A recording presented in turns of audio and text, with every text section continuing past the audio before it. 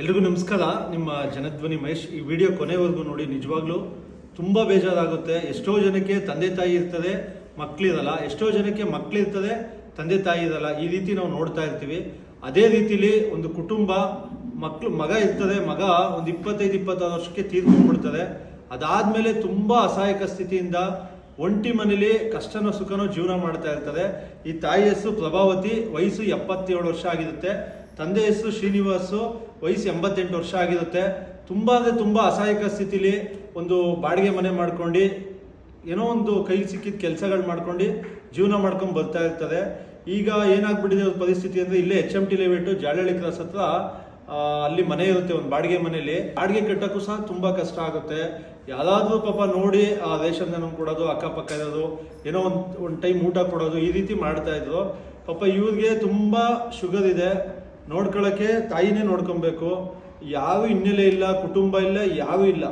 ಈ ಥರ ಒಂದು ಅಸಹಾಯಕ ಸ್ಥಿತಿಲಿ ಇದ್ದಾರೆ ಅನ್ನೋ ರೀತಿಯಲ್ಲಿ ತಿಳಿಸ್ತದೆ ನಮಗೆ ಸ್ಥಳೀಕರು ಫೋನ್ ಮಾಡಿ. ಇವತ್ತು ಆಶ್ರಮಕ್ಕೆ ಕರ್ಕೊಂಡ್ ಬಂದಿದ್ದೀವಿ.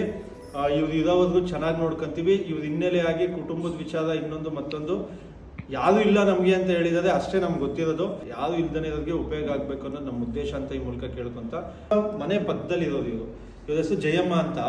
ತಾಯಿಯವರು ಹೋಟೆಲ್ ಇದೆ, ಹೋಟೆಲಲ್ಲಿ ಕೆಲಸ ಮಾಡ್ಕೊಂಡು ಪಾಪ ಇವರು ಒಂದು ಟೈಮ್ ಊಟ ಕೊಡೋದು, ಟಿಫನ್ ಕೊಡೋದು, ಈ ರೀತಿ ನೋಡ್ಕೊಂತ ಇದ್ರು. ನಮ್ಗೆ ಯಾರೂ ಸಪೋರ್ಟೇ ಇಲ್ಲ. ಆತ ಕೆಳಗಡೆ ಬಿದ್ದರೆ ಯಾರಾದ್ರೂ ನಿಂತರೆ ನೋಡಿದವರು ನೀರಲ್ಲಿ ಬಾಯಲ್ಲಿ ನೀರು ಹಾಕ್ಬಿಟ್ಟು ತೊಗೊಂಡು ಬಂದು ಬಿಡ್ತಾರೆ.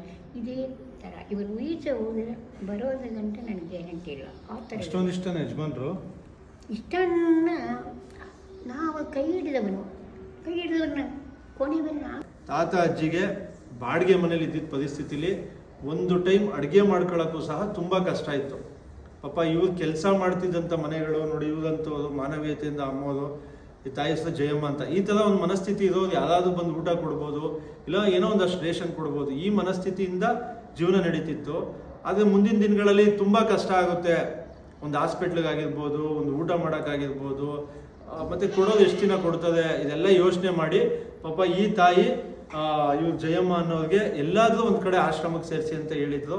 ಅದರಿಂದ ಪಾಪ ಎಲ್ಲೆಲ್ಲ ಹುಡುಕಿ ಏನೋ ಮಾಡಿ ಇವತ್ತು ಈ ಒಂದು ನಮ್ಮ ಒಂದು ಆಶ್ರಮಕ್ಕೆ ಫಸ್ಟು ಬಂದು ತೋರಿಸ್ಕೊಂಡು ಹೋದ್ರು. ಅದಾದಮೇಲೆ ಆಂಬ್ಯುಲೆನ್ಸ್ ಓಡಿಸ್ತದಲ್ಲ ಅವ್ರ ಮುಖಾಂತರ ಹೇಳಿಸಿ, ಮತ್ತು ನಾವು ಅಲ್ಲಿ ಹೋಗಿ ನೋಡಿದಾಗ ಖಂಡಿತ ಇವ್ರಿಗೆ ಆಶ್ರಮದ ಅವಶ್ಯಕತೆ ಇದೆ ಅಂತ ವಿಚಾರಿಸಿ ಕರ್ಕೊಂಡ್ಬಂದಿರ್ತೀವಿ. ಈ ತಾಯಿ ಮತ್ತು ಯಜಮಾನರು ಇರೋವರೆಗೂ ಚೆನ್ನಾಗಿ ನೋಡ್ಕೊತೀವಿ ಅಂತ ಈ ಮೂಲಕ ಕೇಳ್ಕೊತೀವಿ. ಎಲ್ರಿಗೂ ಒಳ್ಳೆಯದಾಗಿ.